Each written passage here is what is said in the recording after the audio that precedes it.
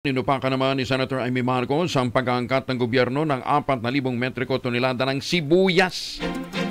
Sa Bakit Ikaw, the DCRH job interview, sinabi ni Senator Amy, nagsimula ng mag-anihan ng sibuyas sa iba't ibang bahagi ng bansa kaya papatayin naman ng importation ang kabuhayan ng mga local farmers.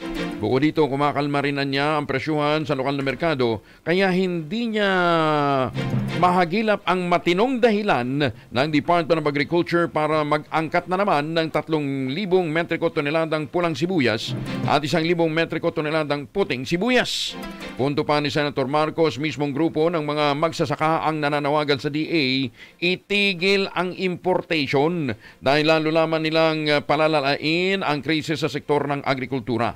Naninindigan si Senator Amy na kailangang palakasin ang lokal na produksyon at tukasan ang hoarding na siyang sumasabotahe sa presyuhan gaya ng nangyari noong 2022. Klaro naman na niyang hindi pinabababa ng importation ang presyo ng lokal na merkado dahil hindi naman naaaksyonan ang hoarding o pag-ipit sa supply ng pagkain na nasa mga cold storage facility upang lumikha ng artificial shortage at maitaas ang halaga ng ibinebenta nilang mga produkto.